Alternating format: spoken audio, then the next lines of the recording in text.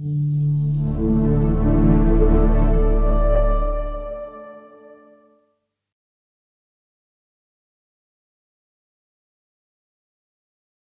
pessoal. Muito boa noite a todos. São 19 horas em ponto. Vamos aguardar só mais uns 2 minutinhos para que todo mundo se acomode com o seu celular, com o seu computador aí, no conforto de suas casas ou ainda no consultório, e já damos início à nossa noite aí da endodontia. Bacana, pessoal entrando. Pessoal, alguns recadinhos, né, aqui antes da gente começar, vocês veem aí na barrinha, acho que todo mundo está acostumado já com o Zoom, mas é sempre bom relembrar, né, você tem tanto a opção ali do chat para interação com todos os participantes, mas você também tem a abinha ali Q&A, onde você vai poder deixar perguntas e elas vão sendo respondidas aí ao longo e também ao final da apresentação, né?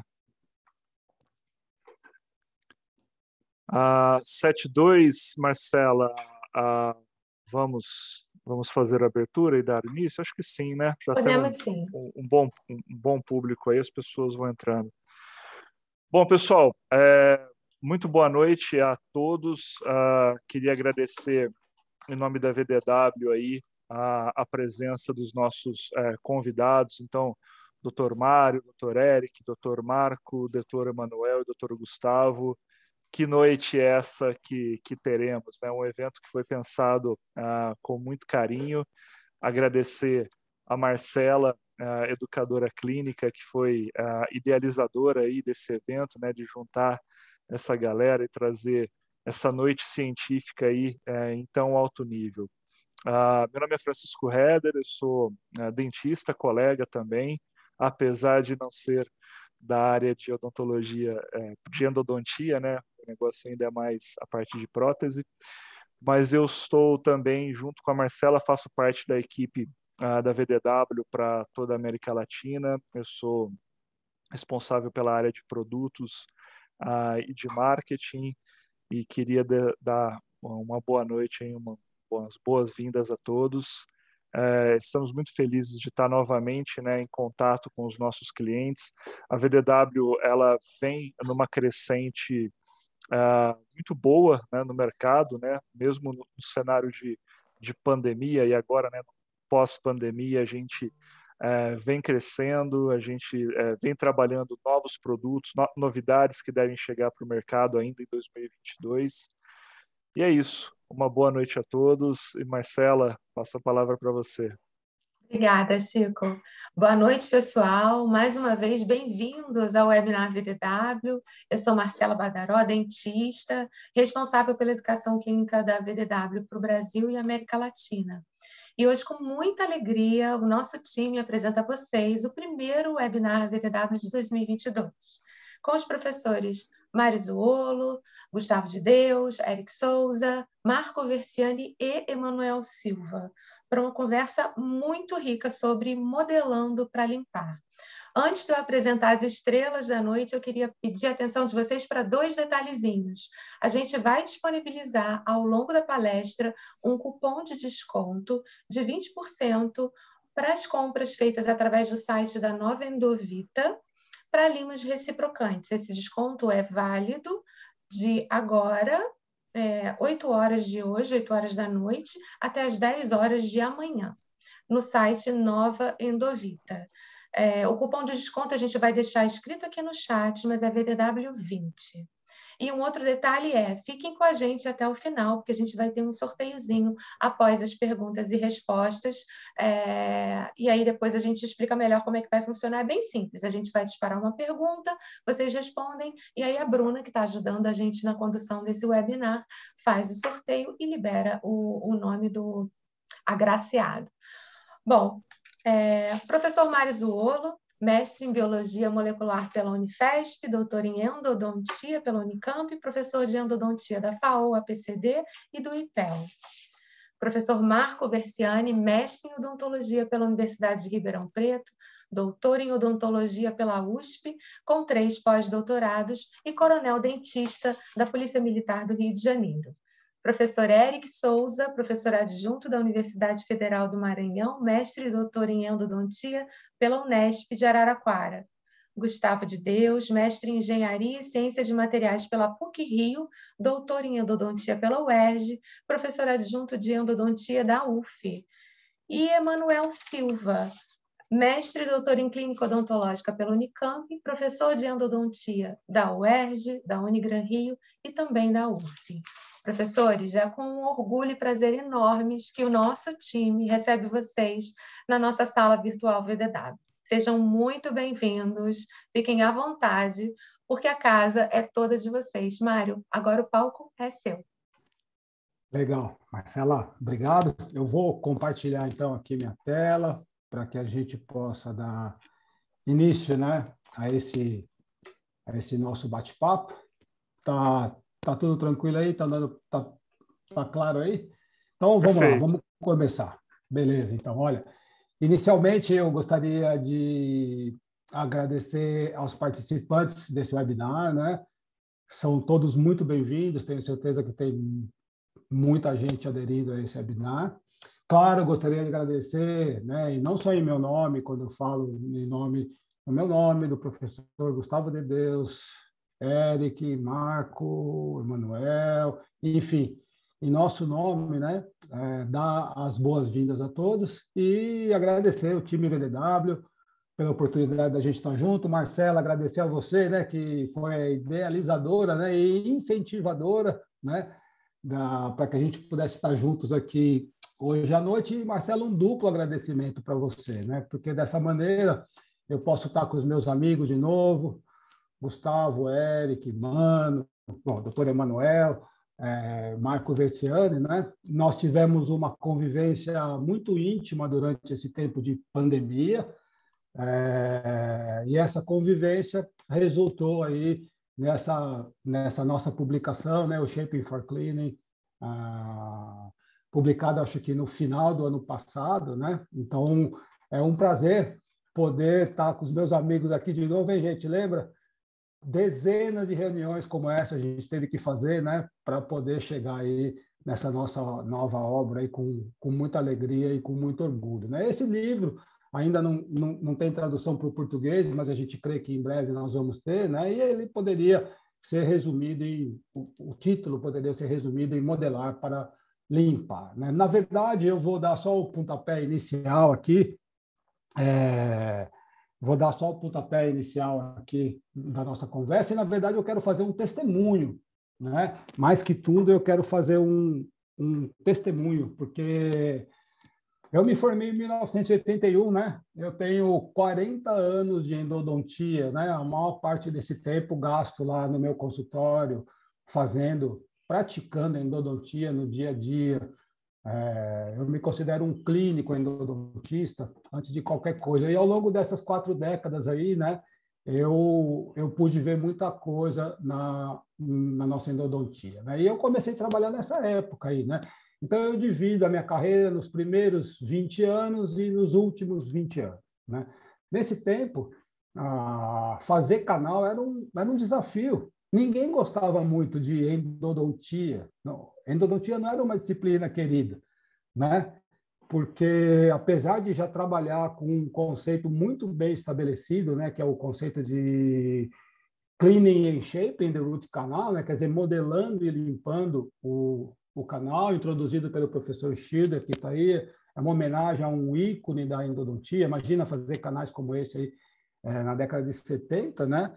É um tempo de uma endodontia muito difícil, né? Muito trabalhosa, né? É desse tempo que vem aí a maioria das variações técnicas para a gente fazer preparo de canais, né? Porque os instrumentos eram sempre os mesmos, né? Limas tipo K, lima tipo Redstone, depois vieram as flex, depois introdução de broca de Gates, broca de largo no canal, mas não era brincadeira fazer canal, né? Eram manobras técnicas muito difíceis, né? Já que a gente não tinha um instrumento muito diferenciado.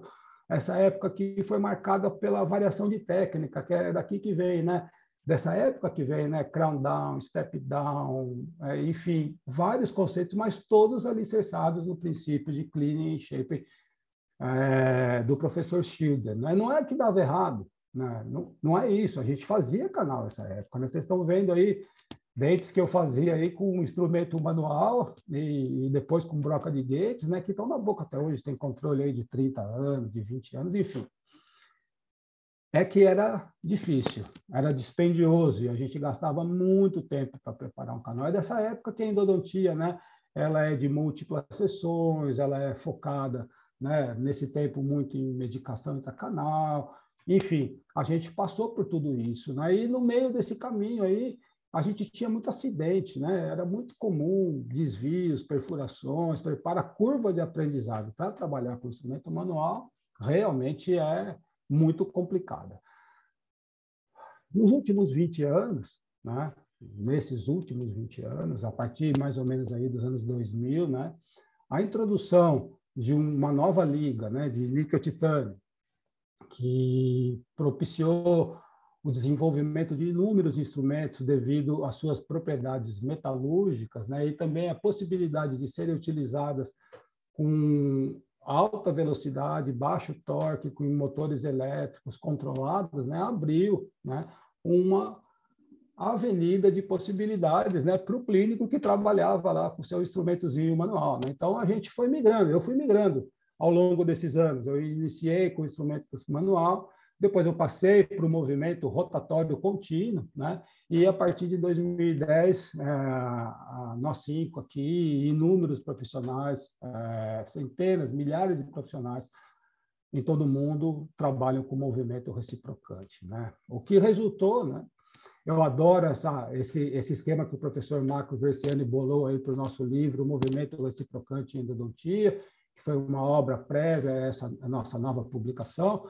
Fica difícil até escolher o instrumento hoje em dia, né? Você tem que ver aí que tipo de metal, secção que você prefere, conicidade, tipo de ponta, como a parte ativa, enfim, que tipo de movimento você quer. Vai ter uma gama incrível de instrumentos que a gente possa trabalhar, né? A escolha desse instrumento, a gente fala sempre, é uma preferência pessoal, não tem um instrumento que é superior ao outro, obviamente, a gente tem preferências pessoais, né? Nós 5 aqui, e, como eu falei, inúmeros colegas ao redor do mundo todo preferem o movimento reciprocante assimétrico, né? Óbvio que é uma modalidade de endodontia mecanizada, não é melhor que nada. Em nosso caso, particularmente, a gente utiliza no nosso dia a dia as limas Reciproc, né? No início a Enuar, agora a Reciproc Blue, né? E antes da gente começar realmente o nosso bate-papo, que eu vou passar lá para o Eric, né? Tem um motivo para a gente usar o movimento reciprocante, tem um motivo para a gente ter mudado de técnica, saído do movimento rotatório contínuo e abraçado o movimento reciprocante, e na nossa opinião, existem 3 motivos para isso. Né? Primeiro, porque usa um conceito que a gente já utilizava com a instrumentação manual, que é o conceito de forças balanceadas, né? Que também está bem descrito, porque creio que todo mundo conhece. Né? A introdução do mesmo movimento que a gente utilizava na mão agora, mecanizado, né? Possibilitando uma técnica crown down, né? Que é o que a gente fazia também, com as limas, as brocas de gates, os instrumentos manuais, né? Resultou numa técnica muito simples, em que a gente chega com uma lima 2508 na porção apical com muita rapidez e com muita facilidade.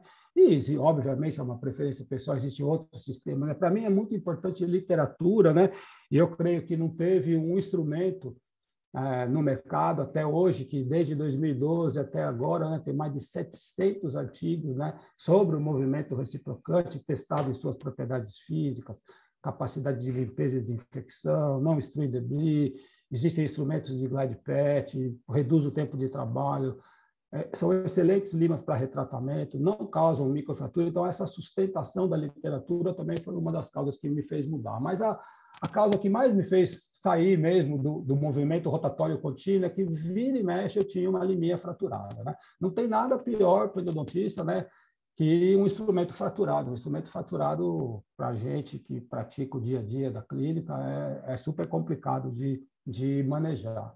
E o movimento rotatório contínuo, né? A gente fez uma revisão grande de literatura agora, para que a gente pudesse usar no nosso livro, né? A gente vai ver que a literatura, quando utiliza o movimento rotatório contínuo, né, tem um índice de fratura de 2% a 26%, dependendo do instrumento, do tipo de canal, enfim, tem uma gama de fatores, mas você pode falar, pô, mas 2%, Mário, é ótimo, né?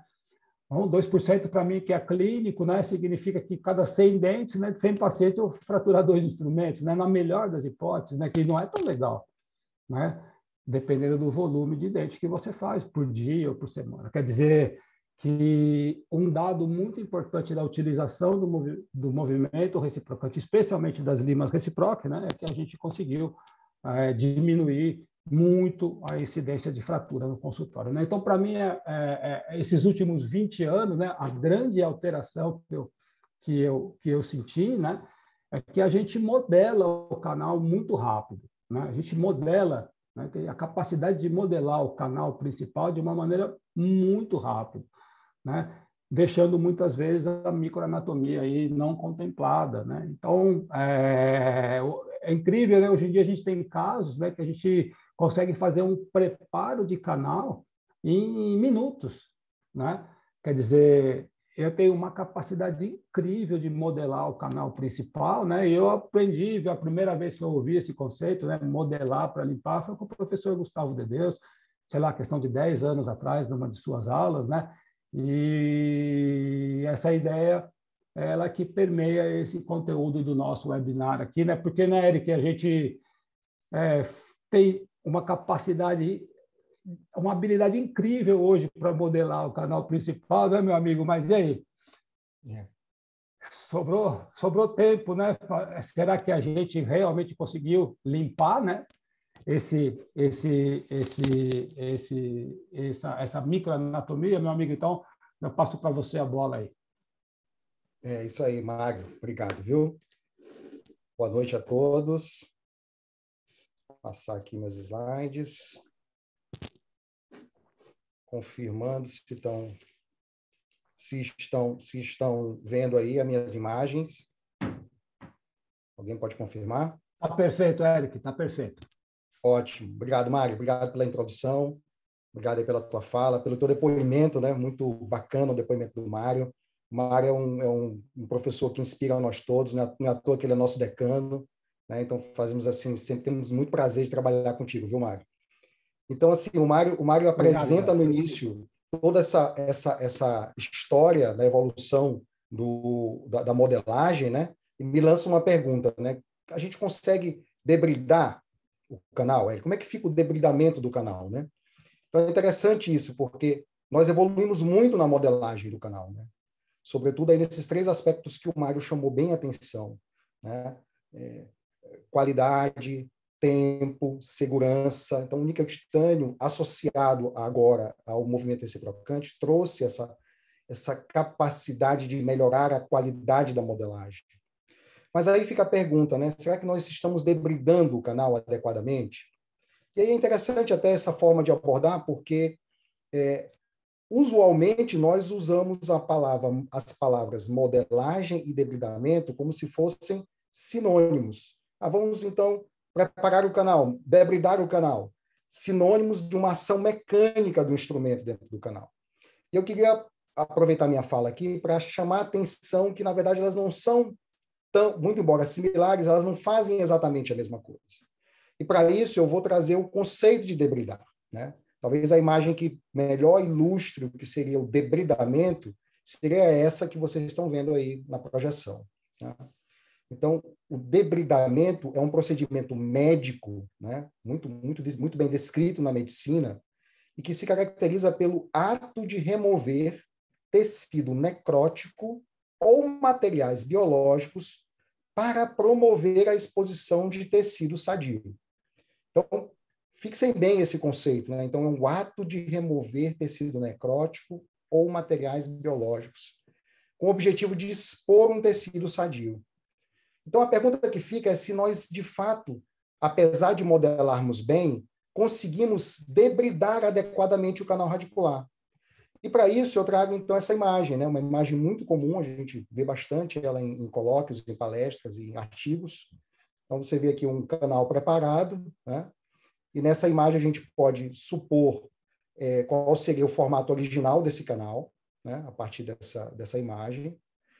E ao observar o formato original desse canal, a gente chega à conclusão que a área debridada do canal, ou seja, onde foi removido material biológico ou necrótico, é essa que está marcada em azul aí. E a literatura mostra que ela varia aí na casa de 35%, 40%, independente do instrumento que foi utilizado para modelar esse canal. E podemos dizer que a área que foi modelada seria, então, essa área que corresponde ao cross-section, né? A secção transversal do instrumento. Então, essa área é a área de modelagem, enquanto a área de debridamento é aquela que ficou restrita nos 35%, 40%. Então, fica bem claro, abordando dessa forma, que debridamento e modelagem não são exatamente a mesma coisa, né? Quando eu modelo, há um pouco de debridamento dentro da modelagem, né? Obviamente, eu consigo debridar uma determinada área, e quando eu debrido, obviamente, eu também consigo fazer algo de modelagem naquela área. Porém, muito embora nós tenhamos avançado muito na modelagem, nós pecamos ainda, então, no debridamento. Então, essa imagem mostra isso muito bem, né? Nós temos um aspecto de modelagem muito adequado, sobretudo quando se olha o resultado final, né? O resultado final do preparo, né? Que facilmente constatado em uma radiografia, porém, do ponto de vista do debridamento, nós deixamos a desejar. Isso, obviamente, que é muito bem discutido e documentado na literatura, né? Por exemplo, em 2001, Senha já falava, essa dimensão onde nós não tocamos, ou seja, onde nós não debridamos, é uma dimensão quase que esquecida na endodontia, né? É ofuscada, né? Ela é subestimada. O Joe, né? Já em 2014, aí fala que o limite lateral ele é subestimado, né? É mais difícil de ser acessado do que o limite vertical, que é quase sempre o foco central da nossa área, alcançar o limite vertical de preparo. E muitas vezes esquecemos o limite lateral. Então, pessoal, o que se conclui dessa apresentação que eu faço aqui, que eu trago aqui para vocês, dessa discussão, é que o preparo hoje, a instrumentação, a parte mecânica do preparo, ela atende muito bem do ponto de vista técnico, ou seja, a modelagem é adequada, e fica devendo do ponto de vista biológico.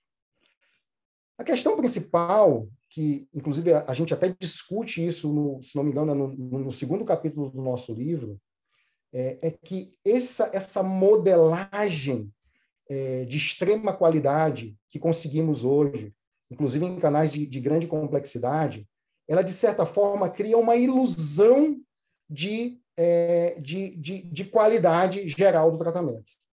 Então, essa ilusão nós trazemos no livro, e discutimos no livro, através dessa analogia com o iceberg, né? E aí chamamos lá de ilusão do iceberg. O que seria isso?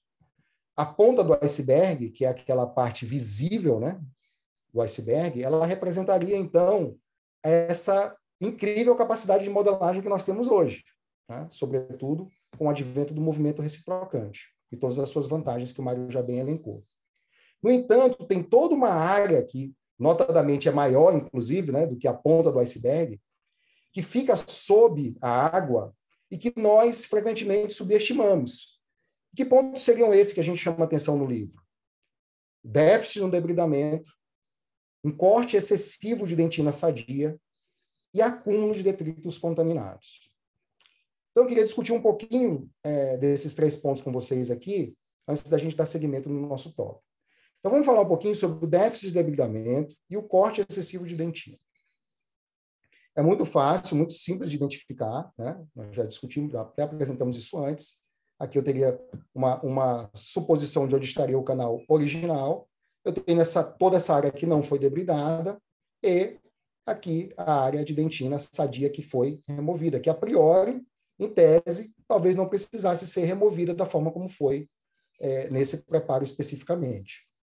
Isso é facilmente constatado, quer seja em cortes histológicos, como vocês estão vendo aí na apresentação, ou em cortes microtomográficos, né, em imagens tridimensionais, onde a gente vê claramente aqui à direita da tela a área em vermelho, onde o instrumento passou, e em verde, onde não foi debridado, né, muito embora o canal tenha sido modelado, como a gente já discutiu. Né. Aqui, novamente, usando o micro-CT, que é uma técnica recente que o nosso grupo publicou, né, onde a gente consegue ver, inclusive, o tecido com micro-CT, a gente consegue ver, utilizando uma técnica de contraste, inclusive o tecido pulpar remanescente, né? E, novamente, a gente observa esse padrão, né? Sobretudo se os canais forem com formato ovalado. E é óbvio que, sabendo desse problema, a indústria traz para a gente uma série de tentativas de solução do problema, né? Uma bem conhecida, né, e já não tão recente assim, o uso de uma lima oca, né, que teria a facilidade de se adaptar ou pelo menos tentar se adaptar às paredes do canal para debridar essas áreas que não foram tocadas pelos instrumentos de secção transversal.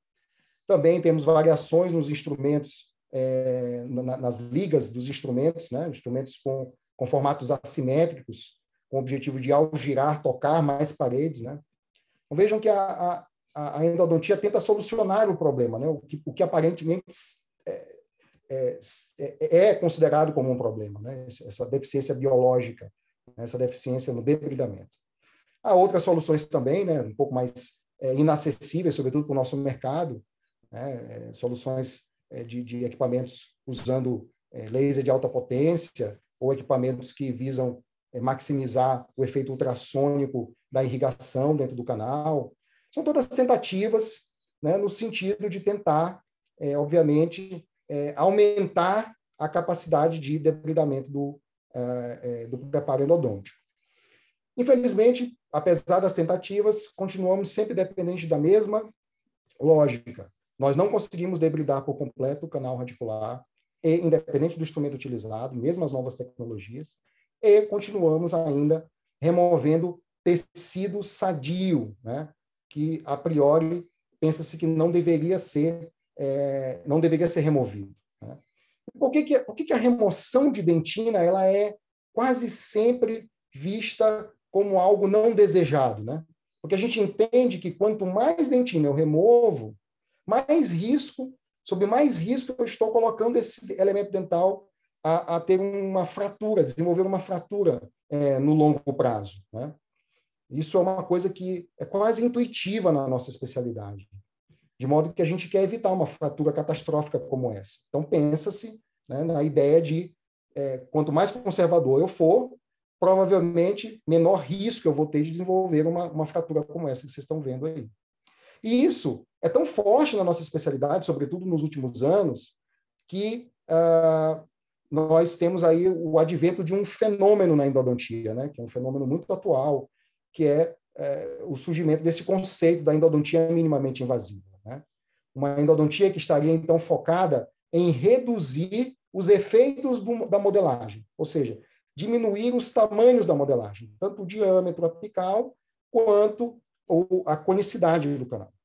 Então, esse é um conceito que vem permeando aí a endodontia, sobretudo, e está muito em voga, aí, sobretudo nas redes sociais, né?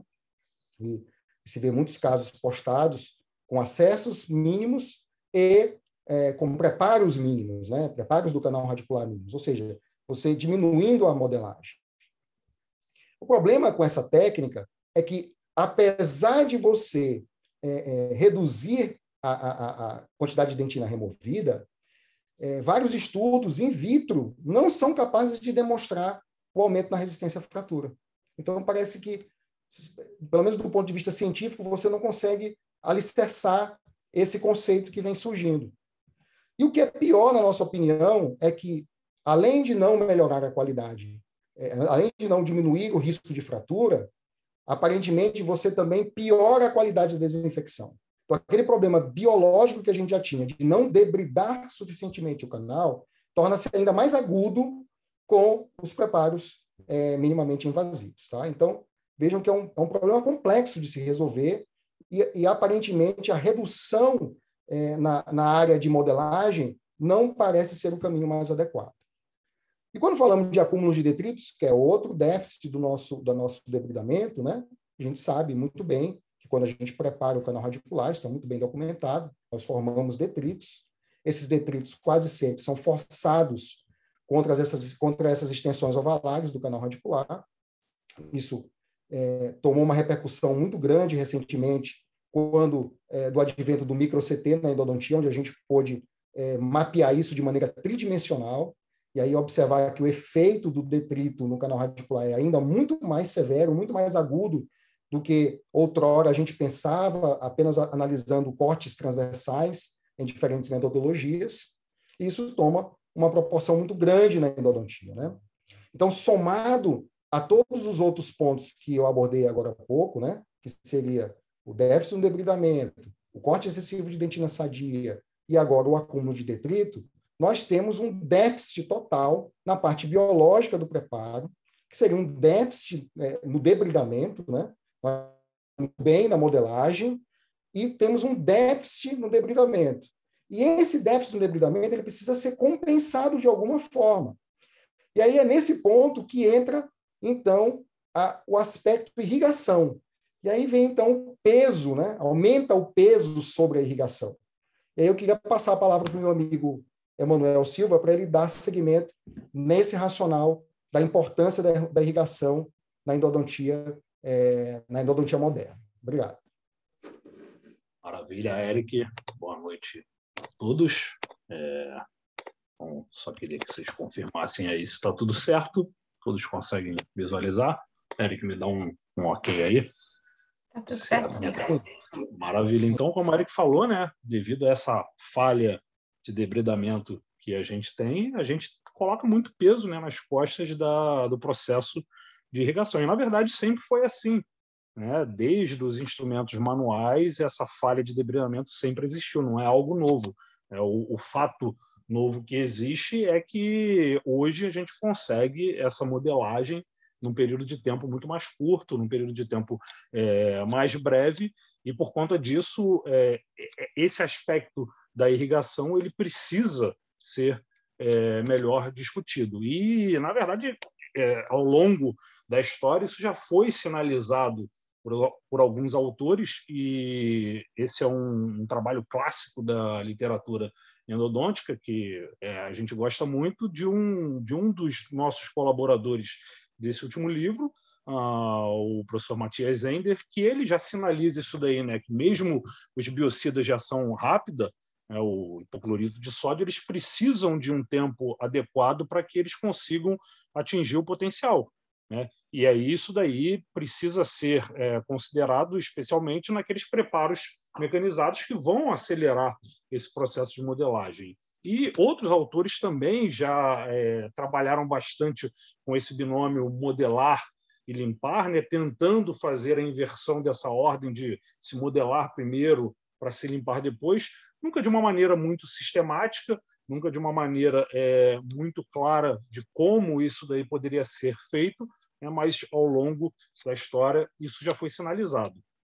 E aí a nossa solução universal na endodontia, a solução que garante um tratamento endodôntico com melhor previsibilidade, que é o hipoclorito de sódio, ele é uma solução que, dentre as limitações que ele tem e dentre as necessidades que ele precisa, a gente pode destacar o tempo, porque o hipoclorito ele é tempo dependente, ou seja, para que ele atinja as suas propriedades ideais, ele precisa de tempo, ele demanda tempo.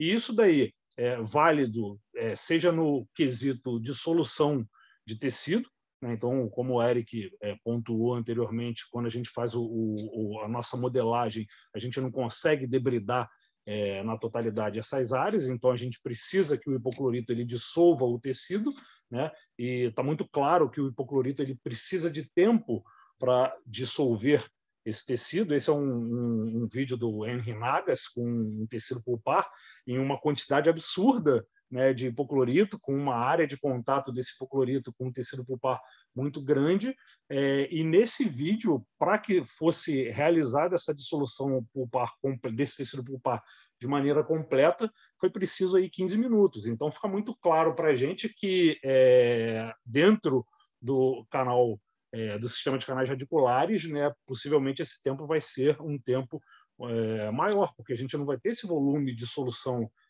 de hipoclorito e a gente não vai ter essa área de contato tão grande do hipoclorito com o tecido pulpar, né? E muitas vezes a gente vê pessoas erroneamente citando alguns trabalhos e mostrando essa limitação do hipoclorito em dissolver o tecido pulpar, né? Afirmando que o hipoclorito ele não consegue dissolver o tecido pulpar dentro do sistema de canais radiculares. O hipoclorito ele não tem essa capacidade de dissolução do tecido pulpar em áreas de reentrâncias, istmos, áreas de polo, né? E aí, quando a gente pega o trabalho e lê o trabalho por completo, que deveria ser o nosso dever, né? Não só ver as figurinhas, mas entender o trabalho, a gente vê que muitas vezes os trabalhos eles possuem falhas que justificam esses resultados, né? Então, esse é um trabalho daqui no qual o hipoclorito ele ficou em contato, a gente consegue visualizar isso muito bem aqui, né? Por somente 90 segundos no interior do canal radicular, né? 90 segundos é muito pouco tempo para que o hipoclorito ele consiga, de fato, fazer essa dissolução do tecido pulpar, mesmo que você utilize alguns artifícios como agitar o hipoclorito. Alguns outros trabalhos, como esse com imagens lindas, né? O hipoclorito, ele, depois do preparo químico-mecânico com sistemas mecanizados, ou seja, um preparo químico-mecânico curto, ele ficou em contato ali dentro do canal por somente 2 minutos, né?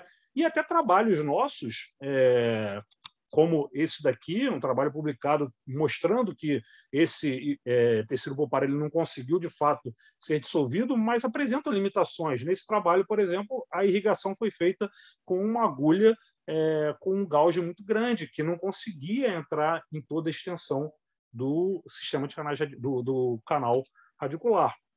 E isso também vale, né, para questões de remoção do biofilme. A gente sabe que a patologia periapical, a periodontite periapical, ela é bactéria dependente e essa bactéria ela vai se organizar, na grande maioria das vezes, no formato de biofilme bacteriano, que fica fortemente aderido às paredes do canal radicular.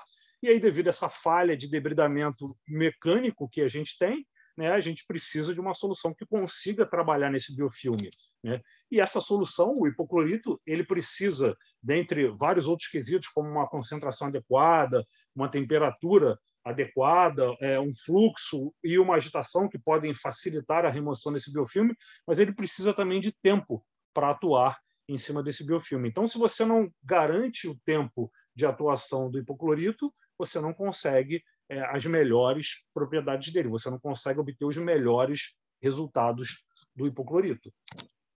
Então, para que a gente consiga atingir esse sucesso na terapia endodôntica, é preciso esse interplay de formas de você melhorar a atuação do hipoclorito no interior do canal, seja escolhendo uma concentração adequada, seja fazendo um fluxo-refluxo legal, né, agitando esse hipoclorito, mas também fazendo com que esse hipoclorito ele permaneça durante um tempo adequado no interior desse canal radicular. E isso é um problema, porque pode ser um problema, porque se antes a gente estava acostumado a trabalhar com uma série de instrumentos, né, e essa sequência de instrumentos garantiam um tempo adequado para o hipoclorito no interior do canal radicular, hoje a gente consegue, em alguns casos, trabalhar com uma sequência de 1, 2 instrumentos, né? Então, é preciso que a gente entenda que essa velocidade do preparo, né, com os sistemas mais modernos, necessita que a gente dê tempo para o hipoclorito estar atuando. E uma vez, numa conversa, eu fui questionado de que modelar rápido seria um grande problema para a endodontia. Modelar rápido era algo muito ruim para a endodontia, e esses sistemas novos que te permitem modelar com segurança, com eficácia, mas em um espaço reduzido de tempo, deveriam acabar, porque isso seria o início do fim da endodontia. Na verdade, a gente tem que entender, né, quais são os objetivos do preparo químico-mecânico, que estão relacionados à ampliação e modelagem, que vai ser realizada pelos instrumentos endodônticos, Mas a desinfecção e limpeza ela não é realizada somente pelos instrumentos endodônticos, né? Ela vai ser também realizada pela substância que a gente usa no interior do canal, o hipoclorito de sódio, e pela forma com que esse hipoclorito de sódio ele é utilizado no interior do canal, né? Então, modelar rápido não é o problema, né? Modelar rápido, na verdade, é um objetivo que, felizmente, a gente conseguiu atingir, né? Só que a gente precisa, talvez, modificar um pouco a nossa mente e entender que esse tempo que está sendo salvo durante a etapa de modelagem não é um tempo para encurtar o nosso tratamento endodôntico. Esse tempo que está sendo salvo é um tempo que a gente precisa usar, que a gente precisa trabalhar com esse tempo economizado na etapa de modelagem, né? E é daí, né, que surge esse conceito de modelar para depois limpar, que é basicamente você usar esse tempo que você ganhou durante a modelagem segura e rápida para que você consiga limpar o seu canal radicular. E esse conceito de modelar para depois limpar, ele também é embasado, né, em você realizar um método de irrigação que seja capaz também de aproveitar aqueles benefícios de uma condição de um canal radicular já modelado e ampliado, né? E quais seriam esses benefícios, né? Seriam benefícios relacionados a quando você possui um diâmetro maior, ou seja, um canal modelado, um canal já preparado, você melhora a performance do seu agente irrigante, né? E quando você tem um canal que já está modelado, que já está formatado, você consegue penetrar em maior profundidade com a sua agulha de irrigação e, com isso, você também melhora a performance da irrigação. Então, num canal não modelado, a gente não consegue penetrar profundamente com nossa agulha de irrigação. Então, a gente tem algum prejuízo nesse fluxo-refluxo, nessa atuação da nossa irrigação durante o tratamento endodôntico. Já num canal modelado, essa nossa agulha ela consegue trabalhar em uma extensão maior do canal radicular e, com isso, a gente melhora sobremaneira o potencial de limpeza, de irrigação desses canais radiculares, né? E esse conceito, a nossa irrigação ela vai ser realizada em duas fases muito bem distintas, né? A primeira fase vai ser a fase de fluxo, quando você tem um movimento de fluxo em toda a extensão do canal radicular, pós-modelado, né? E a segunda fase seria a fase de repouso, quando você coloca o irrigante no interior do canal radicular e você mantém esse irrigante parado no interior do seu sistema de canais radiculares para que ele consiga atuar nesse canal já modelado. E aí, professor Gustavo, né, o que a gente faz depois que a gente modela o nosso canal radicular? Como que eu faço esse shaping for cleaning? Bem, boa noite a todos. Deixa eu compartilhar aqui com vocês.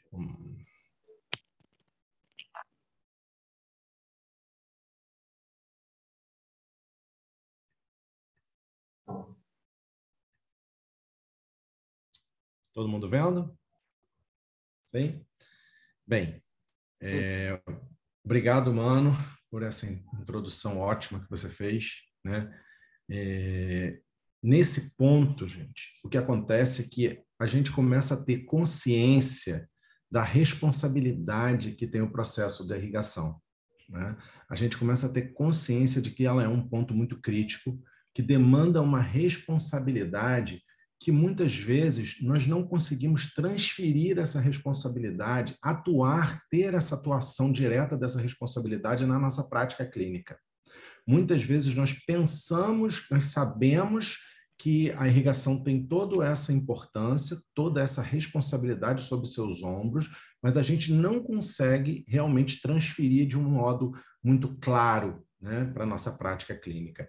Porque, para isso, hoje, a gente tem que contar com um processo que a gente está modelando e que essa modelagem não teve tempo suficiente para acabar, para finalizar, né, para chegar num determinado ponto com bastante qualidade, com o processo de debridamento, de desinfecção, de limpeza, porque o processo ele é rápido, né? O processo da modelagem mecânica ele acaba sendo muito rápido, e a gente tem que ter essa consciência ainda redobada do que a gente vai fazer com esse tempo, né? Então, o que a gente vai fazer depois da modelagem, né? Os mais antigos aqui vão lembrar que quando o níquel-titânio surgiu, o rotatório, né? Ele já trouxe um ganho de velocidade, não tão significante quanto o reciprocante, mas ele trouxe, né? E se falava muito que a gente ia ter tempo de tomar cafezinho, né? Quando a gente começasse a usar o rotatório, né? Era uma coisa, agora a gente tem tempo de tomar café, né? Então, isso era uma coisa que completamente leviana, né, da nossa parte, porque é um pensamento muito pueril, um pensamento muito não conectado com o desafio que nós temos realmente que enfrentar dentro de uma anatomia complexa e totalmente infectada, né? O que a gente vai fazer, então, depois que esse canal estiver pronto, né? Mecanicamente pronto. Seu cone está provado, está no lugar, está lá espetado dentro do canal, sua radiografia está tirada e você está ali naquele momento, do ponto de vista técnico-mecânico, você poderia, teoricamente, obturar aquele conduto, finalizar aquele caso, né? Mas o que a gente vai fazer agora? O que é a nossa proposta, né, de ter uma endodontia um pouco mais consciente, no sentido de que a gente precisa tratar de uma infecção, né? A gente precisa tratar de um espaço anatomicamente desafiador, muito, muito difícil de ser acessado, muito difícil da solução irrigadora fazer o seu papel, né? Então, muitas vezes a gente vê coisas funcionando que não funcionam na prática, terapia fotodinâmica, ozônio, e não sei o quê. Tudo isso funciona no casco da tartaruga, né? Porque você está ali, ó, de frente para ela, atuando aqui, ó, a mão está aqui, a ferida está aqui, você vai lá direto, tudo. Isso é completamente diferente do microambiente desafiador, né? Uma arquitetura totalmente desafiadora que é o ambiente do canal radicular, né? Então, eu vou tentar explicar para vocês de um modo sucinto, né, o que a gente vai fazer depois dessa modelagem. A gente tem que, sem dúvida nenhuma, otimizar esse processo de irrigação do modo mais simples possível. Essa é o nosso objetivo muito claro. Tem que ser de um modo simples e eficaz, né? Então, para isso, a primeira coisa que a gente tem que pensar é que nós temos que ser diligentes no processo de irrigação convencional, tá? O que isso quer dizer? Na prática, gente, isso quer dizer uma coisa que não agrada muito o público em geral, porque isso aqui é uma coisa que não está muito na moda. Não tem nenhum produto assim sofisticado sendo vendido, não tem nada para a gente trocar ideia de novo, não tem nada sendo postado no Instagram. Então, é algo que realmente é chato de se falar, né? E também chato de se fazer. Mas ser diligente no processo de irrigação convencional, que é aquele processo que envolve seringa e agulha, é fundamental. O que é ser diligente nesse processo, né? É ser ativo, aplicado, cuidadoso, ter zelo, né? Ter capricho com aquele processo.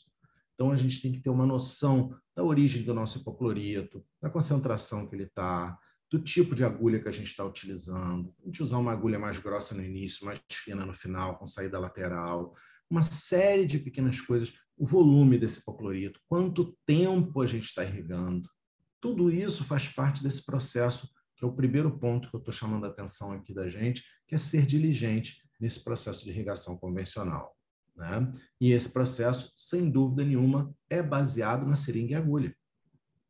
A gente tem que ter um capricho também na seringa e na agulha, porque esse é o material assim mais utilizado em todo o mundo. 99,9% da nossa irrigação, em qualquer lugar do mundo, tem base na seringa e agulha. Então, a endodontia é extremamente dependente do processo de irrigação com seringa e agulha, tá? No conceito de modelar para depois limpar, né, nós temos as etapas que nós temos que ter todo esse cuidado na irrigação antes da modelagem estar completa, né, que basicamente nós vamos fazer é limpar aquele aspecto mais grosseiro das raspas de debris, né, onde nós estamos ali com todo aquele processo de sujeira ainda na entrada dos canais, na entrada principal dos canais, onde os instrumentos começaram a agir. Para isso, nós utilizamos cânulas mais grossas, seringas maiores e cânulas e agulhas mais calibrosas para a gente ter mais fluxo de irrigação, né? E, além disso, a cânula também não entope a todo momento. E a gente vai ganhando profundidade, o líquido irrigante ele vai ganhando profundidade de acordo com que a gente vai alcançando o terço apical, né? Então, a gente faz o preparo por terços e, com isso, o líquido, o irrigante, o hipocloreto de sódio, começa a ganhar o terço apical. Até que, finalmente, a gente consegue chegar com um instrumento no terço apical. E, a partir do momento que a gente chega com o instrumento no terço apical, aí a gente troca de agulha, usa uma agulha com saída lateral, que é uma agulha com segurança, né? Acho que já até perguntaram aqui qual agulha que a gente prefere. Qualquer agulha com saída lateral, né? Mas essa aqui, realmente, essa True Anatomy, a needle, né? Irrigation needle da Dentsply, ela é realmente uma delícia de ser utilizada, muito, muito interessante, muito gostosa, muito prática e muito, muito boa de ser utilizada, né? E aí, nesse conceito, você já está com o canal totalmente modelado, você consegue levar essas agulhas de menor calibre e saída lateral para a gente ter a devida segurança no respectivo terço apical desse conduto, irrigá-lo com calma, com diligência, com bastante solução, deixando esse hipoclorito agir, deixando esse hipoclorito ter fluxo, para finalmente a gente poder concluir o caso com um prognóstico um pouco melhor, ter uma chave de segurança final de um caso como esse, né? O segundo ponto que a gente tem que fazer depois da modelagem é o ponto que mais se fala na irrigação, que é o quê? A agitação mecânica do hipoclorito de sódio. Então, esse é o ponto que eu vou falar aqui mais rapidamente, porque, sem dúvida nenhuma, boa parte dos congressos está todo mundo falando de ultrassom, falando de algum tipo de agitação, falando de alguma etapa que nós temos que agitar esse hipoclorito, porque quando a gente está agitando esse hipoclorito, o que a gente está fazendo? A gente está otimizando essa reação química. A verdade é simples. Química orgânica que a gente deu lá no segundo grau. A gente está ali aquecendo aquele hipoclorito de alguma forma, a gente está ativando ele mecanicamente, e com isso a gente está ganhando o potencial, tá aumentando o potencial de reatividade daquela solução, que é uma solução já muito reativa, né? Então, a pergunta clara, né, que vem em seguida é o seguinte, né? Ela é uma fase da agitação mecânica que já acontece depois da modelagem, o conduto, idealmente, ele tem que estar totalmente modelado, né? E com que a gente vai fazer essa irrigação mecânica, né? Sinceramente, pessoal, façam a irrigação mecânica da melhor maneira que vocês puderem, com qualquer aparelho que vocês tenham. Qualquer um. O importante, provavelmente, não é o aparelho. O importante é a gente agitar em alguma etapa do tratamento, alguma etapa do processo de irrigação, que é dividido em 3 etapas, mais ou menos, antes da modelagem final, após a modelagem final, a agitação, e o terceiro ponto que eu vou falar em seguida é a gente incluir essa agitação de um modo também diligente, de um modo também cuidadoso. Então, se você vai irrigar, vai agitar com ultrassom, com uma agulha, com aquele negocinho que gira, não interessa. Se você pegar um cone de gutta-percha e agitar com um cone de gutta-percha e for diligente, for caprichoso, gastar seu tempo com aquilo, já está muito bom. O somatório de todas essas etapas é que vai ser o fator que vai influenciar nesse prognóstico, vai influenciar nessa qualidade dessa desinfecção, na qualidade dessa limpeza, e pode ser aí, como o Mano bem falou, o turning point que vai determinar o prognóstico do caso. Então, ativar mecanicamente seria o segundo ponto, né, para a gente pensar e refletir e executar após o processo de limpeza, após o processo de shaping estar finalizado, né? E o terceiro ponto do que fazer depois da modelagem seria a fase de descanso do hipoclorito. Hoje a gente sabe que o hipoclorito não perde som, não fica inativo tão rápido quanto a gente pensava no passado. E nesse sentido, a fase de descanso ela assume um papel interessantíssimo na medida que a gente pode utilizar esse hipoclorito de sódio, que é uma solução maravilhosa, né? Não sei porque tanta gente implica com o hipoclorito, acho engraçado, principalmente aqui no Brasil, né? Uma solução que reúne assim, a maior parte das características e propriedades que a gente pode desejar para uma solução, né? Como ele sendo uma solução não agitada, a gente já agitou antes, agora o que a gente vai fazer? A gente vai deixar ele quieto para ele ser utilizado como um tipo de medicação transoperatória, no qual a gente está tendo controle sobre aquela reação, né? No qual a gente vai fazer o quê? A gente vai preencher completamente aquele volume daquele conduto já modelado, já totalmente preparado, né? E previamente limpo também, tanto porque você irrigou com seringa e agulha na fase de fluxo e na fase de início de preparo, depois você agitou mecanicamente e agora o canal já está bastante bem limpo e você vai otimizar isso ainda mais com a fase de descanso, preenchendo todo esse conduto com a solução de hipoclorito. Tá?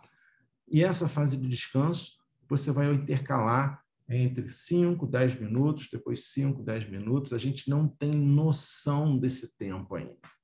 Tá? Eu, particularmente, eu utilizo 20, 25 minutos na minha clínica, dependendo de como está o nível de infecção do caso, do nível de dúvida que eu tenho a respeito da qualidade do meu preparo e tudo mais, dependendo do desafio anatômico que eu vejo naquele dente, mas o quanto maior, melhor, né? E a gente faz alguns rounds de 5, 10 minutos, tá? Onde o hipoclorito vai fazer aquilo que hoje em dia todo mundo gosta, né? Que é champanhe, borbulhas, né? Nós temos que ver o hipoclorito fazendo borbulhas de amor. Pensem na música do Fagner, né? É isso aqui, ó. Mais ou menos isso que a gente pensa e que tem que ser acompanhado, tem que ser visto de uma forma calma, onde você já está tranquilo, seu preparo já está pronto, está tudo ali direitinho, né? Seu cone já está provado, e você está ali observando o hipoclorito, né? Fazendo essas borbulhas, tendo essa reação. Nesse caso, o dente nem estava preparado, eu coloquei justamente para a gente ter uma ideia, uma noção interessante do que são essas borbulhas, né? Do que é essa reação do hipoclorito. E aqui, ó, a continuidade dele. Né?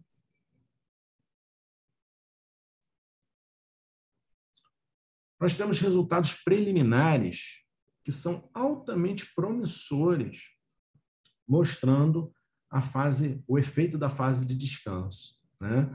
Resultados esses que nós vamos testar aí com a minha amiga a professora Guerrilde, lá do Recife, e são resultados muito promissores em termos de otimização do processo de limpeza das áreas que são as áreas mais desafiadoras do preparo, né? Como, por exemplo, essas reentrâncias aqui que nós vemos, né?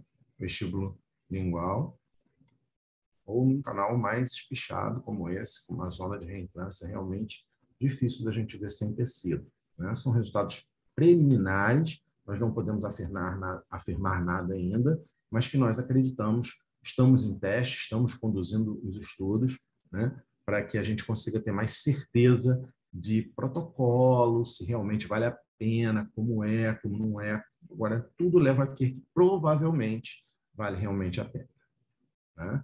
Tudo isso que a gente está falando aqui tem um único intuito, que eu vou finalizar, que é maximizar o tempo de ação do hipoclorito. A ideia desse livro, a ideia dessa aula, como o Mário falou, tem mais de 10 anos que eu dou essa aula, é sempre no intuito de maximizar esse tempo de ação do hipoclorito, de mostrar que esse hipoclorito tem que estar aí, tem que ter essa ação, temos que ter calma, como o professor Matias Zender, nosso amigo Matias Zender, fala lá no clássico artigo dele, Irrigation of the Root Canals, em 2006, né? Ele já chamava atenção para isso. Então, eu percebo muito, por exemplo, a pessoa vai fazer a prova do cone, aí ela pega e seca o canal. Por quê? Né? Prova o canal, prova o cone com o canal inundado. Tira proveito desses 5 minutos aí, 6 minutos, 7 minutos a mais, né? Tira proveito desse tempo. Vamos aproveitar esse tempo para esse procurolito estar ali, ó, agindo, tendo esse tipo de ação. Bem, agora o professor Marco Versiani vai falar com vocês sobre pontos básicos, né, da endodontia que nós observamos aí que vem sendo negligenciados e que a gente acha importante ter esse fechamento, né, com esse material do Marco, um material muito interessante para mostrar essa nossa visão aí para vocês. E boa noite, pessoal. Eu vou compartilhar ela aqui. Alguém confirma para mim se está tudo ok? Sim. Ok. Pois é, Gustavo. E o básico, né?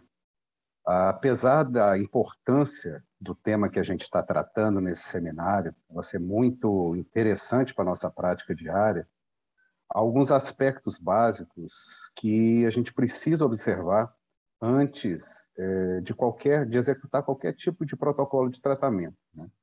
E essa questão ela tem me preocupado já há algum tempo, principalmente em razão da qualidade dos tratamentos endodônticos que eu tenho vivenciado, visto, né, na minha prática diária.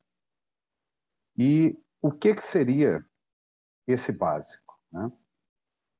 Os procedimentos básicos do tratamento endodôntico, eles incluem remoção da cárie e uso de dique de borracha. Isso parece muito simples, né? Contudo, não é isso que a gente tem vivenciado e visto com frequência na nossa prática diuturna. Vejam, por exemplo, os casos que eu vou mostrar agora e que foram postados em uma rede social. Nesse primeiro caso, o clínico está mostrando aqui com muito orgulho que ele conseguiu encontrar 3 canais na raiz mesial de um molar inferior. Mas percebam que a câmara pulpar ainda está tomada por cárie e por resíduos dentinários decorrentes do preparo mecânico que ele realizou. Nesse outro caso, o dentista demonstra que ele conseguiu fazer um isolamento de um caso assim supostamente difícil, né? Porém, é um isolamento que não isola nada. E por último, o dentista demonstra aí toda a sua habilidade técnica manual ao conseguir tratar múltiplos dentes de forma simultânea. Contudo, como vocês podem ver, sem isolamento. Apesar desses erros serem evidentes, né, não é isso que a gente costuma observar nos comentários das pessoas que vêm, né, que comentam sobre os casos. Na verdade, casos como esse, na sua grande maioria das vezes, eles são ovacionados por colegas que acham fantástico, né, a forma como estão sendo mostrados e não percebem os erros básicos que podem comprometer, inclusive, o prognóstico do tratamento. Em resumo, não adianta que vocês sigam as regras ou as orientações que estão sendo dadas nesse seminário, ou que vocês adquiram todas as tecnologias disponíveis, né, e que ajudam muito na nossa prática diária, isso é certeza absoluta, mas não adianta você ter nada disso se questões fundamentais da nossa especialidade não forem observadas. Um outro ponto básico que eu gostaria de chamar a atenção de vocês é o conhecimento profundo que a gente precisa ter do nosso local de trabalho principal, que é o sistema de canais articulares. Eu duvido que alguém que esteja nos assistindo aqui teria coragem de deixar-se operar por um neurocirurgião que não tivesse um completo conhecimento da anatomia do sistema nervoso, principalmente da região cerebral, como essa que eu estou mostrando aí nessas imagens. Então, fica aqui uma questão para ser pensada, que é a seguinte: ao propor um tratamento de canal a um paciente, é nossa obrigação conhecer a anatomia do sistema de canais radiculares daquele dente que vai ser tratado. Em geral, em relação ainda à questão da anatomia, existe uma percepção comum, né, de que dentes unirradiculares, como os incisivos superiores, né, São dentes fáceis de serem tratados. Isso é uma questão básica. Além deles estarem localizados ali em regiões que favorecem muito sua visualização, né, visualização pelo clínico, eles ainda geralmente possuem canais relativamente amplos e retos. Isso facilita muito o trabalho. Então, em princípio, realizar um tratamento endodôntico num dente radicular não exige o uso de grandes tecnologias ou tecnologias avançadas, né, para realizar a sua modelagem nem sua obturação, né, muito menos a sua desinfecção. Mas o que temos visto, em alguns casos, é uma negligência completa no tratamento desses dentes considerados simples. Gustavo chamou atenção para um ponto básico da nossa especialidade, né, que é o cuidado que a gente tem que ter durante o manejo dos dentes que a gente se responsabiliza por tratar. Deem uma boa olhada nesses casos que foram realizados aí por colegas de diferentes regiões do mundo em dentes unirradiculares. Acredito que todo mundo aqui, em algum momento de sua carreira, tenha visto aberrações como essas. Agora me responda uma questão. Qual é a escola de odontologia que ensina esse padrão de tratamento, né, para os seus futuros dentistas?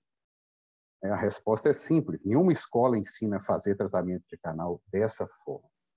Então, como que a gente pode justificar que dentes que sejam considerados de anatomia relativamente simples estejam sendo conduzidos à sua forma de tratamento dessa maneira?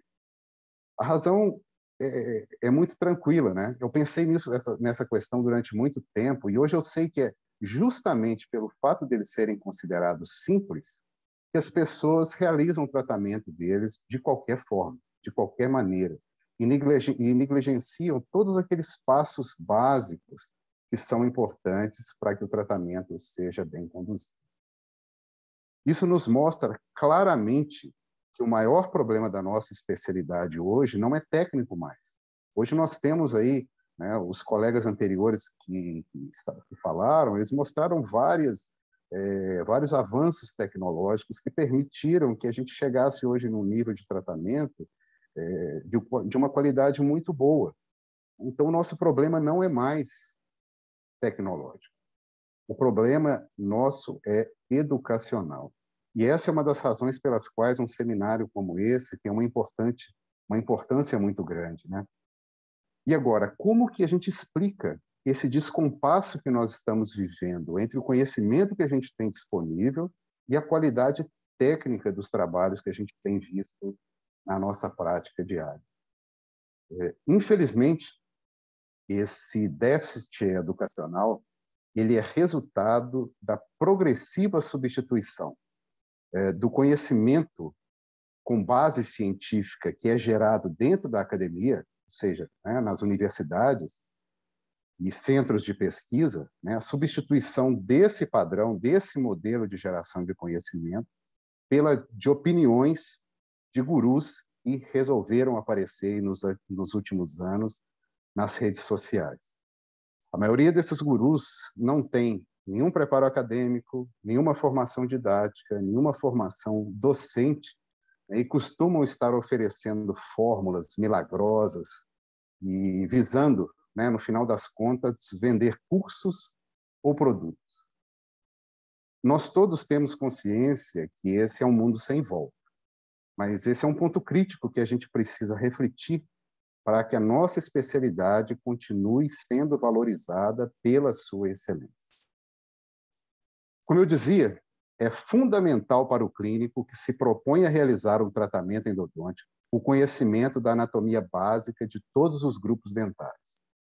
Não adianta você se municiar de tecnologia ou de informações como as que estão sendo prestadas hoje aqui para você, se você não consegue localizar todos os canais presentes no dente. Estudos recentes mostraram que um canal não tratado ele aumenta de 4 a 6 vezes a chance de uma lesão periapical não se curar. E os dentes mais susceptíveis, né, a terem esses canais não localizados são os molares superiores e os molares inferiores. Entre todos os canais, aquele mais negligenciado é o segundo canal da raiz mesio-vestibular dos molares superiores, chamado popularmente de MV2. O orifício de entrada desses canais normalmente se localiza sob uma projeção de dentina no aspecto mesial da parede pulpar. Por esse motivo, né, localizar esse canal sem o auxílio da magnificação, né, ela pode ser, às vezes, muito frustrante, porque as pessoas, ao invés de encontrarem esse canal, eles acabam promovendo uma iatrogenia, como perfuração do assoalho, ou um desgaste muito grande da parede mesial. Então, como esse canal tem um forame independente, uma boa parte dos casos, como pode ser visto nas imagens tomográficas aí na parte de baixo da tela, não localizar um canal como esse pode comprometer o prognóstico do seu tratamento. Num estudo que a gente publicou recentemente, a gente verificou que, apesar da incidência do MV2 ele variar muito de acordo com a região geográfica do mundo, a presença do MV2 ela é mais regra do que exceção. E, por isso, torna-se muito importante o conhecimento, tanto de sua existência, né, quanto de um treinamento específico técnico de como encontrar. O segundo canal mais negligenciado quanto à sua localização é o segundo canal presente na raiz distal dos molares inferiores. Ao contrário do que muitos pensam, a raiz distal dos molares inferiores possui 2 canais em pelo menos metade dos casos. Nesse caso clínico aqui, por exemplo, o tamanho dessa lesão assustou o indicador que me encaminhou o caso e já me encaminhou para fazer uma cirurgia apical. Porém, no exame tomográfico, a gente percebeu que, na verdade, o clínico anterior, né, que foi responsável pelo tratamento feito anteriormente, ele não havia localizado esse segundo canal da raiz distal. Bastou, então, né, que se procedesse o retratamento, localizando, né, procurando localizar esse canal não tratado e preparando ele de acordo com os conceitos desenvolvidos e que estão sendo reportados para vocês nesse seminário. Em apenas alguns meses, o processo infeccioso foi totalmente controlado, né, sem que houvesse necessidade de extruir segmento e nem que houvesse necessidade de obturar canal lateral. Esses são apenas alguns exemplos que ilustram a importância de se realizar o tratamento de canal seguindo esses preceitos básicos que regem nossa especialidade, junto com, evidentemente, o conhecimento anatômico desses dentes. Então, meus amigos, não existe milagre em endodontia. O tratamento de canal ele é constituído por uma sequência de procedimentos em que um depende que o outro seja realizado com diligência, como dito pelo professor Gustavo. A negligência de uma etapa vai acabar se somando a uma outra e, ao final do processo, pode resultar no insucesso do tratamento. Fazer tratamento de canal não é uma corrida para ver quem faz mais rápido. Não é também ver quem consegue enfiar uma lima, né, através do menor buraco possível, através da coroa, como dito aí pelo professor Emanuel, né, durante a sua apresentação, e pelo professor Eric também, que falou sobre a endodontia minimamente invasiva. Não há por que tornar mais difícil um procedimento que já é crítico por si só, que é o tratamento endodôntico. Bem, no começo desse seminário, o professor Mário Zuolo expôs claramente que a modelagem visa o preparo dos canais principais, ou seja, a macroanatomia. Agora eu gostaria de convidar novamente o Gustavo, né, e perguntar para ele, será que essa modelagem rápida dos canais principais, Gustavo, seria suficiente para resolvermos também essa questão da microanatomia e sermos bem-sucedidos aí nos nossos tratamentos?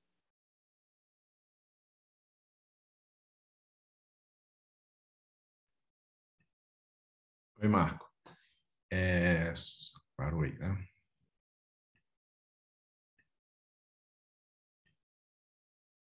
Bem, eu queria concluir, né, Marco, fechando aí a sua a sua pergunta, né, o seu ponto final, e passando assim a mensagem que esse grupo nosso gostaria de passar para vocês, né, finalizando essa apresentação, essa delícia aí de final de noite aí que a gente teve, e de uma forma bem leve, bem gostosa, tentando mandar uma mensagem bem direta, bem simples, bem franca, bem olho no olho, como eu acho que tem que ser as coisas. E a gente tem assim 3 mensagens, né, que a gente pode finalizar para tentar dizer o que a gente pode pensar para compensar toda essa nossa limitação, né, em relação a tanta humildade que a gente tem que ter frente ao desafio anatômico, né, que é muito interessante. A gente tem que pensar sobre isso, né, e entender as nossas limitações, né. A gente tem que ter mais consciência, né, da complexidade do processo de irrigação. A irrigação não é você pegar uma agulha e de vez em quando você vai lá, joga um pouquinho, fica úmido e daqui a 10 minutos você vai e lembra que tem que irrigar de novo e tal. A irrigação, a gente precisa ter um pouco, uma noção muito mais apurada de toda essa complexidade que ela envolve, né? E é uma complexidade difícil, porque é uma complexidade de coisas que não estão na moda, né? Que não dão ibope, que não tem pauta nas redes sociais, né? Então, assim, é um tópico difícil da gente passar uma mensagem, mas nem por isso, né? Existe uma frase que um paciente falou outro dia para mim, né? O fato da gente negligenciar os fatos não vão mudar as consequências deles, né? Então, isso aí a gente pode até não acreditar neles, mas as consequências vão vir, né? Então, é mais ou menos isso. A gente pode negligenciar a irrigação, né? Mas a responsabilidade que ela tem vai continuar existindo, né? Então, é importantíssimo a gente pensar dessa maneira, pensar dessa forma, né? E para isso, eu diria que, para pensar dessa forma, a gente tem que ter uma irrigação consciente, né? Uma irrigação diligente, tá? Isso leva ao conceito que fez aí a gente trabalhar aí durante a pandemia tão juntos aí no conceito de modelar para depois limpar, né? Para depois modelar para limpar, que resultou nesse nosso livro, que a gente, como o Mário bem falou no início, a gente está batalhando aí para trazer para o português também, para o espanhol, né? Que é um conceito que a gente realmente acredita que veio para ficar, né? A gente não vai retornar a sistemas que demoram muito tempo para modelar. Não, isso aí é uma tendência, vai acontecer naturalmente, como uma consequência natural, óbvia e lógica da evolução tecnológica dos sistemas, das ligas, de todo o processo, da mecânica, da cinemática e tudo mais, né? E maximizar ao máximo o tempo do hipoclorito dentro do canal. Essa é a mensagem que eu queria passar para vocês. Eu queria finalizar dizendo aqui para vocês assim, como é gostoso poder trabalhar com vocês, né? E eu queria agradecer a cada um de vocês aqui, meus 4 amigos aqui endodônticos, né? A confiança que vocês tiveram nesse trabalho, né? Porque a gente estava em Bruxelas em 2019, eu chamei vocês para fora do congresso e falei, vamos escrever esse livro? O tema é esse, né? E eu fico até emocionado quando eu lembro aqui, né?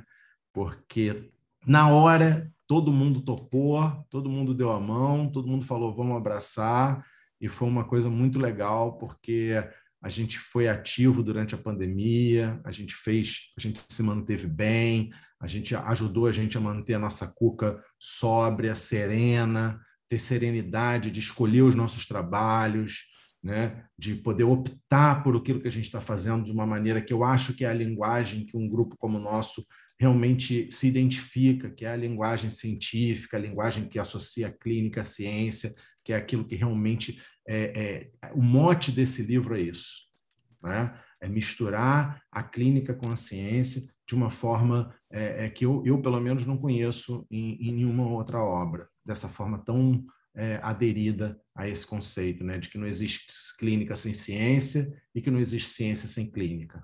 É isso. Então, queria agradecer a vocês aqui e a todos os presentes. O time VDW tem muito orgulho desse tipo de aula e dessa oportunidade que vocês estão ofertando à nossa audiência. E isso engrossa a nossa crença de que parte crucial da missão da empresa é oferecer educação continuada, de qualidade, com respaldo técnico e científico. Então, muito obrigado, o orgulho é todo nosso. E agora eu tenho algumas perguntas para vocês. Se vocês puderem nos dar o prazer de vê-los todos juntos aí, posso começar? Claro. Só um minutinho, Marcela. Vamos Sim. soltar a pergunta do sorteio. Boa noite para todo Sim. mundo. Vamos soltar, Bruna.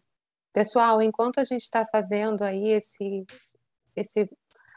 bate-bola, né, das perguntas e respostas, vocês vão perceber na tela de vocês uma perguntinha referente ao conteúdo que foi abordado hoje, para que a gente possa fazer o sorteio logo depois. Bom, a primeira pergunta é: qual o grau de penetração do hipoclorito de sódio num istmo, no terço apical e uma raiz mesiobucal de um molar superior quando esse é ativado com ultrassom? Luiz Fernando Carvalhal. É de Latam, né? Porque One todo million dollar espanhol. question. Isso aí. Está respondido. Interessante como a gente gosta de tentar achar uma formatação única para tudo, né? E a aula vai exatamente o contrário disso, né? Essa diversidade anatômica, o desafio, a complexidade, aquilo que a gente não enxerga, né? Então, é o que o Gustavo falou, é uma pergunta sem resposta, né? Na verdade, né, Eric, não tem receita de bolo, né? A gente quer receita de bolo, né, cara? O dentista está acostumado, né? Com receita de bolo, né? Tem que ver, tem que sentir, diagnóstico, variável anatômica, né? Esse que é o ponto, né? Agora, cada um vai ter seu tempo, né? Agora, eu queria aproveitar esse gancho, Mário e Eric, e fazer uma observação aqui, que é uma crítica a nós mesmos, tá? A nós, que eu digo, é quem faz pesquisa na endodontia, né? Os pesquisadores da endodontia, porque a pergunta dele, ela é, de certa forma, interessante, porque é claro que não existe essa obviedade, como o Eric falou, né, de uma coisa simples, assim, pontual, né, para isso, para aquilo, para isso, para aquilo e tudo mais, mas a gente tem uma certa responsabilidade sobre isso, porque a endodontia peca muito em fazer pesquisa aplicada. Isso é uma opinião muito pessoal minha, assim, eu acho que eu estou ficando meio velho para certas coisas, então um pouco ranzinza, mas eu acho que a gente peca muito na hora de fazer uma endodontia mais aplicada.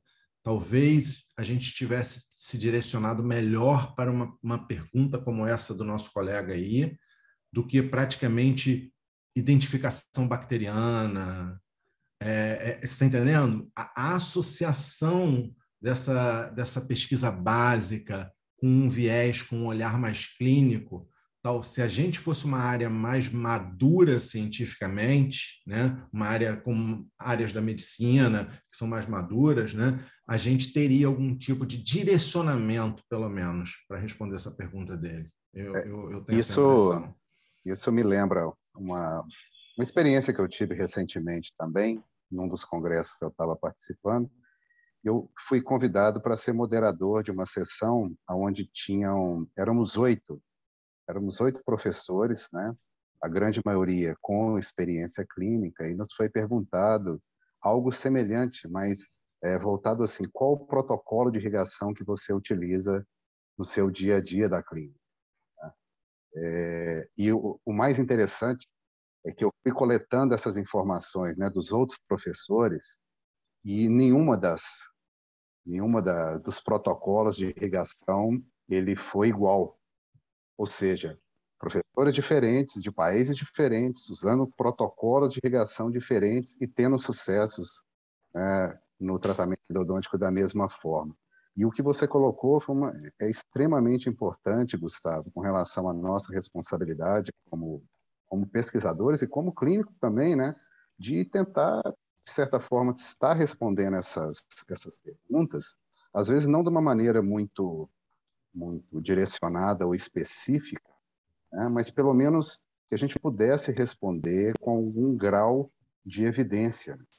Hoje a gente não tem grau de evidência nem na parte de concentração do hipoclorito, né? Quanto mais desses outros fatores, de volume, de tempo, por aí vai. Marcela vai morrer, não vai, Marcela? Outra pergunta. Vamos lá. Qual a concentração de hipoclorito que vocês indicam? Difícil é saber a concentração de hipoclorito que está no consultório, né? Esse é o primeiro porém, né?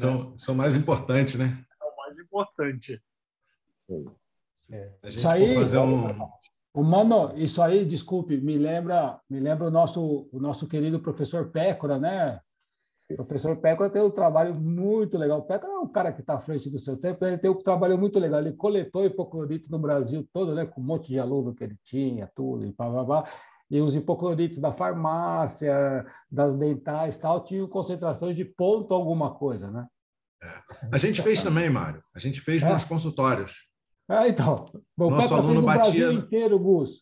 Nosso aluno batia no consultório, aí falava assim: o senhor faz tratamento de canal, doutor? Faço sim. Será que o senhor pode me dar um potinho do seu hipoclorito? O cara ia lá embaixo da pia, pegava aquele hipoclorito aberto, botava lá, dava. Ou seja, 90 e tantos % era igual a zero. Já nem tem cheiro nem cor. A grande conclusão do trabalho do Pécora, e eu vou adiantar um pouquinho mais, quando ele fez esse trabalho, era criar uma forma para que o dentista pudesse utilizar um hipoclorito com uma concentração que fosse conhecida, inclusive em regiões do Brasil que você não tem acesso a dental, não tem acesso à farmácia direito e tudo mais, né? E no trabalho dele, ele mostrou, né, que o hipoclorito comum, né, a chamada Quiboa, né, nas suas várias formulações que tem aí, ela, em razão do pH alto dela, ela consegue manter uma estabilidade da concentração dela por vários meses, né? E aí, na sugestão do trabalho dele, era filtrar a solução e utilizar, que é uma solução de 2,5%, né, que é a solução da Quiboa. Utilizo isso direto, Marco. Vamos sair do muro, né? Com pécora, vamos sair do muro, 2,5% é o que a gente 2,5%, água sanitária filtrada em filtro de café, estável, não tem problema nenhum. Eu prefiro barato. Eu prefiro comprar de uma boa farmácia de manipulação, mas também... mas você é paulistano, você é rico, Mário. A gente é pobre, é diferente. É isso aí, é isso aí. Vamos acreditar em todas as mentiras que você fala, vai. Vamos embora. Vamos lá, então. Atualmente, vocês consideram o EDTA na irrigação final por quanto tempo? E após ele, o protocolo é hipoclorito, depois EDTA, depois hipoclorito? Nada de soro, certo? Por que não usar o EDTA o tempo todo também, né? Acho que a gente pode usar mais do que só no final. Não é não, Mário?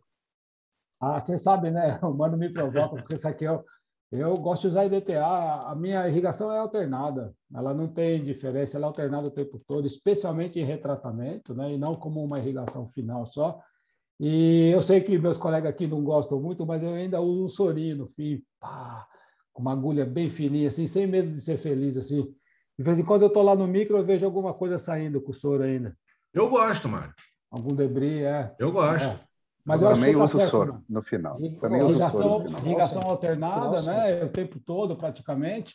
Com cuidado, né, mano? É isso que o Gus fala de ser diligente, né, Gus? É chique pra caramba, né, meu? Diligente é isso aí, né? Você usa lá o EDTA, faz o que você tem que fazer, ativa, não ativa. Depois você aspira, né? Aspira com uma agulha fininha, o canal fica seco de novo, aí você entra com a outra solução, né, Gus? Isso aí toma tempo, cara. Claro. A agulha tem que ser fininha, meu.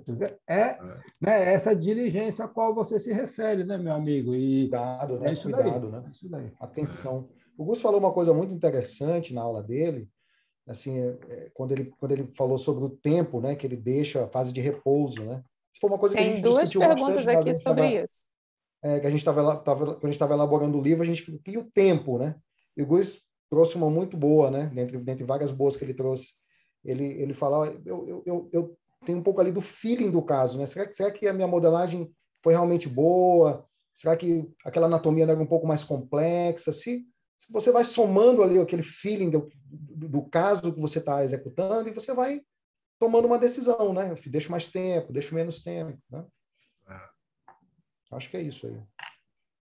Antigamente a gente cheirava o cone de papel, né? Você lembra? Eu tava lá. Para, Gustavo, para. Não é verdade? É verdade. É verdade. Agora que é. Bom, meninos, agora sobre o repouso do hipoclorito de sódio. No repouso do NaCl após a modelagem, o tempo de permanência teria a função principal de desinfecção dos canais ou de solução do tecido pulpar não removido no caso da ausência de contaminação? Ambos. Os dois. Os dois. Uma coisa está conectada à outra, né? E essa fase de descanso do hipoclorito por muito tempo não teria risco de deixar a dentina friável? Olha, isso nunca foi testado, na realidade, né? Mas entre ter um risco, um potencial problema de deixar a dentina mais friável e você ter um controle melhor da sua infecção, eu prefiro ficar com um controle melhor da infecção do que um potencial problema a ser testado e tudo mais, né? Eu acho que o grande problema da fratura está no momento que a gente tem todo um desgaste excessivo dos dentes, principalmente em retratamentos e tudo mais, né? Enfim, todo um processo multifatorial, né? Eu acho que é muito difícil se estudar uma fragilidade da dentina de um modo isolado, né? Isso é uma coisa, por isso que é tão difícil ter conclusões, né? Gustavo, essa pergunta é interessante, mas se a gente for raciocinar do ponto de vista histórico, né, até dentro do que o Mário comentou na primeira fase do seminário, antigamente, quando os tratamentos duravam mais, né, o hipoclorito até ficava muito mais tempo dentro do canal e ele era trocado com muito mais frequência do que a gente faz hoje. Então, no final das contas, a exposição ao hipoclorito que a gente tinha no passado não difere da que a gente tem hoje. Né? Não difere. A grande diferença é que hoje a gente está otimizando isso justamente para sobrepor a questão da modelagem rápida. Verdade. Esse é um bom ponto, né, Marco, que tu traz. Então, talvez a gente até nem esteja aumentando, de fato, o tempo de contato com o hipoclorito comparado com as técnicas anteriores, né? Isso é um bom ponto. Por isso que dava certo também, Eric. Porque é desse tempo que vem, né? Múltiplas sessões, né? Pai, vai, irrigue, pai, não sei o que lá. Mesmo, embora aquele tempo a gente não tinha as agulhas que a gente tem hoje, enfim, não tinha toda a tecnologia que envolve, não tinha o conceito de ativar, mas é só o tempo de preparo estendido, então o tempo é vilão e amigo nos dois momentos, né? Acho que é mais ou menos por aí. Você já fazia sessão única, né, Mário? Conta aqui pra gente. Você já fazia sessão única. Gostei, né, Gus? Te conheço, Mário. Esse negócio de duas sessões aí, cara, é violência, né? Porque no outro dia eu não lembro mais nada, cara. Putz, tem que começar tudo de novo, cara. É duro. É duro. Mas a maioria das vezes, você me conhece, fica me provocando esse cara aí. A gente, quem tem um entendimento mais global da endodontia, sabe que a endodontia, que isso não tá, o sucesso não está vinculado ao número de sessões, né? O número de sessões está vinculado à complexidade do caso. É diferente. Professor Mário, para alunos da graduação ainda sem grande destreza de movimentos, você acha que deveriam iniciar com instrumentos rotatórios com taper baixo, ao invés de iniciar com instrumentos reciprocantes de taper 8 para maior segurança? Não. Acho que é exatamente o contrário. Se você vai começar, né? Bom, primeira coisa, acho que tem que aprender a fazer com a mão, não dá só para fazer rodando, né? Tem que ter um treinamento de instrumentação manual, que cada vez é menor, né? Mas ele tem que existir, né? E depois, se for optar pelo caminho da endodontia mecanizada, com certeza, se vai começar, já começa pelo reciprocante, que é melhor. Mas eu acho que o professor Eric tem uma experiência até melhor, né, Eric, com aluno de graduação, né? Bastante.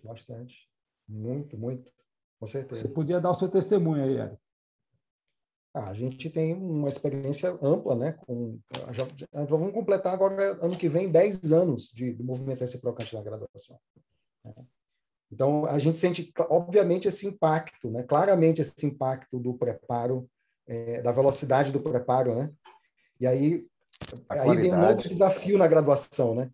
que é fazer com que o aluno entenda a importância da irrigação, né? E dispense tempo ali naquele processo, né? Dentro de um contexto de graduação, onde você tem muitos alunos trabalhando, uma deficiência de professores, né? Mas esse problema, essa questão da modelagem, hoje na graduação, está totalmente superada, né? Com o advento, com o uso do movimento reciprocante na graduação, a gente superou completamente esse problema. Nós ainda temos muitos problemas educacionais, do ponto de vista de qualidade, no acesso, né? A questão da visualização dos canais, identificação dos canais, e o processo da limpeza, né? O processo da irrigação e da limpeza, que a gente ainda tem que ficar muito em cima dos alunos. Mas a modelagem em si, ela avançou, e esse tempo que a gente economiza, que outrora a gente gastava muito tempo, né? Quem é professor de graduação sabe disso. Muito tempo ali investido no processo do aluno aprender uma modelagem com instrumento manual. Esse tempo que a gente ganhou, a gente pode investir em outras etapas do tratamento. Para vocês aqui, tem uma pergunta a respeito do livro de anatomia que foi lançado. Qual é a editora? Gostaria muito de adquirir. É o teu, né, Marco? Eu acredito que sim. Sim. Tanto o livro de anatomia, que eu lancei, se eu não me engano, em 2018, quanto o nosso livro, que está sendo parte desse seminário, eles foram lançados pela editora Springer. Infelizmente, os dois ainda estão em inglês, né? E basta você procurar no Google sobre Springer, S-P-R-I-N-G-E-R, Springer, como se fosse primavera, né? Spring, que você vai conseguir localizar o nosso livro lá.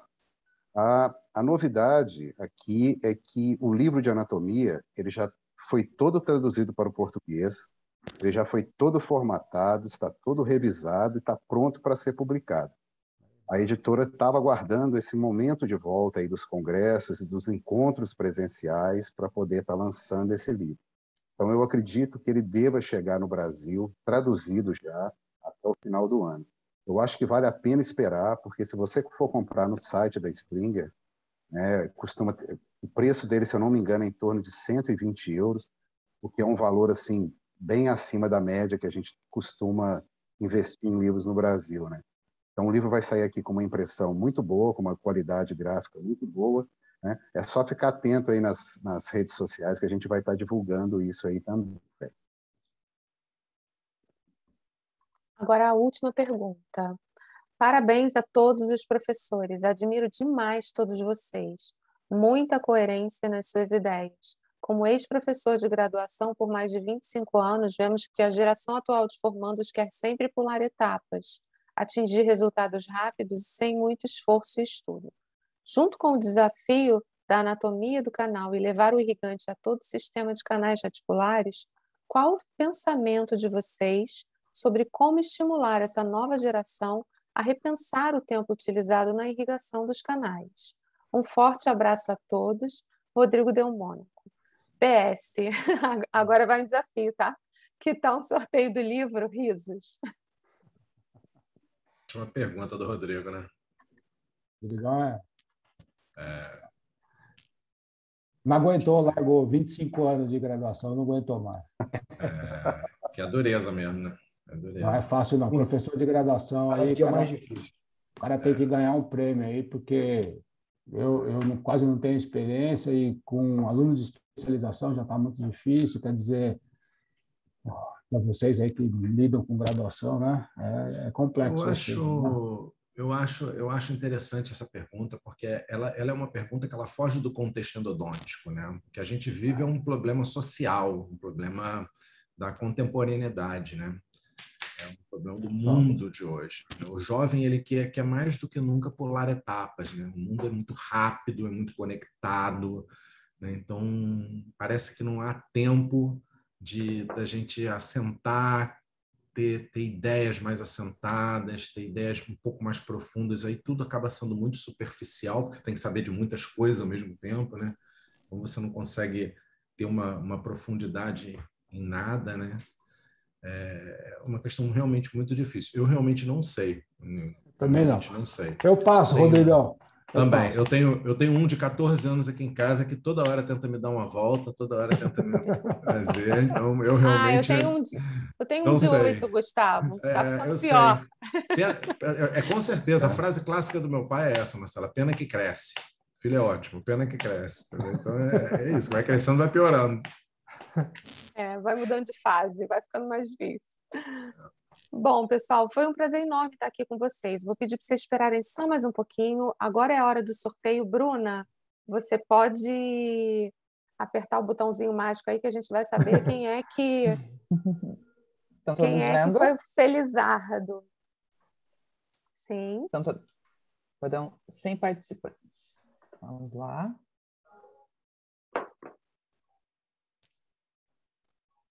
O número 16 foi o sorteado. Eu já volto com o nome do número 16. Eu. Tá bem. Bom, enquanto a Bruna está pesquisando lá quem foi o Felizardo da noite, mais uma vez, em meu nome, do time VDW, se o Chico estiver por aí, fique à vontade, Chico, se você tiver algum comentário a fazer agora no finzinho. Pessoal, eu tenho muito orgulho de contar com vocês no time. Fiquei muito feliz de vocês toparem o meu convite. A minha intenção era realmente começar o ano de 2022 com um clima completamente diferente do que foram esses 2 últimos anos, que foram difíceis para todos nós, né? E estamos aqui, sobrevivemos, o mais importante. E mais fácil, mais difícil, a vida nunca é tão tranquila, a complexidade está aí, dos canais ao dia a dia. Então, eu sou muito grata por vocês estarem sempre aqui com a gente, fazendo da minha complexidade menos complexa, simplificando a minha vida, me ajudando a aprender e a proporcionar também momentos importantes para a nossa audiência como esses. Tenho certeza que vão ficar parte da nossa história. Então, muito obrigada, tenho muito orgulho do trabalho que vocês fazem do que vocês construíram essa noite aqui. Obrigada. Marcela, bom, bacana, né? Muito obrigado a todos aí. A gente estava aqui, eu e a Marcela, conversando por mensagem, né? A gente precisa de organizar agora um evento ao vivo, né? Presencial, lá com todo mundo. Vamos fazer um VDW Day aí. Vamos pensar um projeto para... Sensacional o conteúdo dessa noite, acho que memorável. Obrigado a todos. Legal, muito bom. Bruna, você já tem um nome aí?